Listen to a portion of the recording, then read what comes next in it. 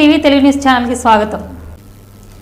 జమ్మూ కాశ్మీర్ పహల్గంలో ఉగ్రదాడికి నిరసనగా బెల్లంపల్లికి చెందిన ముస్లింలు పట్టణంలో సంఘీభావ ర్యాలీని నిర్వహించారు।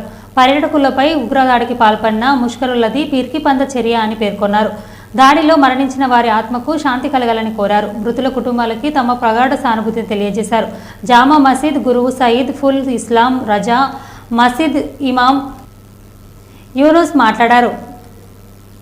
जिस तरह से टेररिस्टों ने जो तकलीफ पहुंचाई है, उनको कत्ल किया है, हम उसकी सख्त मजम्मत करते हैं और ये भी बता देते हैं कि और हम हुकूमत से मुतालबा करते हैं कि टेररिस्टों को सख्त से सख्त उनको सज़ा दी जाए और उन्हें पकड़ा जाए और उन्हें ऐसी सज़ा दी जाए कि बाद में फिर कभी देश के अंदर इस तरह का कोई वाक़या ना हो।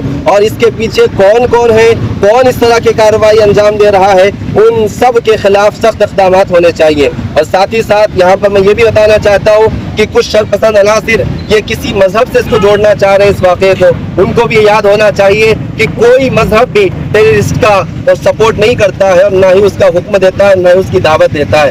और बतौर ख़ास मजहब इस्लाम इसकी सख्त निंदा और सख्त मजम्मत करता है और इसके मजहब इस्लाम ने तो यहाँ तक कहा एक जान को नाहक कत्ल करना ये पूरे इंसान को कत्ल करने के बराबर है। लिहाजा इस तरह के जो वाक़यात हो रहे हैं आए दिन हमारे देश के अंदर, इस पर हुकूमत को कड़ी नज़र रखनी चाहिए और पूरे हिंदुस्तान के अंदर ऐसी एजेंसियां बनाई जाएं और उनको कहा जाए कि वो पूरे तरीके से आंखें रखें और निगाहें रखें कि कोई इस तरह का वाक़या फिर कभी हमारे देश के अंदर ना होने पाए। इसकी पूरी तरीके से हम हुकूमत से मांग करते हैं और तमाम जो लोग इस टेररिस्ट अटैक के अंदर हमले में जो कत्ल हुए हैं उन सब के साथ हम इजहार हमदर्दी पेश करते हैं और उनके घर वालों के साथ हम इजहार हमदर्दी और हम उनका गम बांटते हैं और उनके लिए ये कहते हैं कि हम उनके दर्द में साथ में हैं और पूरा देश उनके साथ है।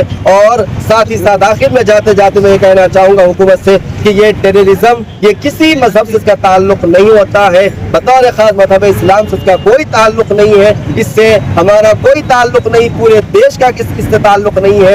ये शरपसंद अनासिर है जो इस तरह के काम करते हैं। लिहाजा आज का हमारा एहतजाज इसी कदम के लिए है और पूरे हिंद के अंदर जो भी हो रहा है एहतजाजात वो इसी जज्बे के साथ हो रहा है। लिहाजा हम फिर से इजहार हमदर्दी करते हुए अपनी बात खत्म करते हैं। नहीं चलेगी। अस्सलाम वालेकुम रहमतुल्लाहि ताला व बरकातुहू। अल्हम्दुलिल्लाह सारे मुसलमान एकजुट होकर पहलगाम कश्मीर के अंदर में जो टूरिस्ट वहाँ गए हुए थे उनके ऊपर आतंकवादियों ने दहशतगर्दाना हमला करके उनको गोलियों से भूना गया।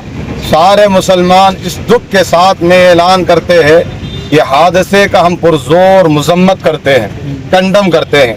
हम हमारी मस्जिद के सामने खड़े हैं, तमाम मुसलमान एक जगह हुए और मुसलमानों ने इस वक्त रैली निकालने की परमिशन चाहिए। रैली किस वजह से नहीं मिल पाई, इजाज़त नहीं मिल पाई, परमिशन हम लोगों को नहीं मिला, वरना तो हम इन सड़कों पर निकल कर हम बताना चाहते हैं जितने हमारे हिंदू भाई हम आपके साथ में है, आपके दुख में शामिल है।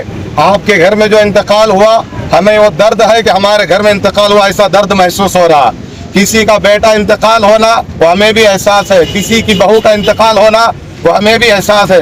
लेकिन बता दें सोशल मीडिया जो नैरेटिव सेट कर रही है कि कलमा पूछ कर मारा जा रहा, कहीं पर कलमा पूछ कर मारते हैं, कहीं पर जैसा नारा लगाकर उसके लिंचिंग करते हैं। आज भी हाजिर है। हमने उस वक्त भी हिंदुस्तान नहीं छोड़ा था जब आजाद हुए थे। जामा मस्जिद दिल्ली के अंदर में मौलाना आजाद साहब ने कहा था कि ये हिंदुस्तान हिंदुस्तान मुसलमानों का है, हिंदुओं का है, सिख का है, सब का है, ये हम सब का मुल्क है। तो जो मीडिया इसको हिंदू मुसलमान करके तोड़ना चाहती है उनको शर्म करना चाहिए। वो दहशतगर्दों के उन ख्यालात को जाहिर कर रही है। वो दहशतगर्द यही चाहता है कि हिंदुस्तान के अंदर में हिंदू मुसलमान झगड़ा हो जाए। हम ये कहते हैं हम इसके सख्त खिलाफ हैं।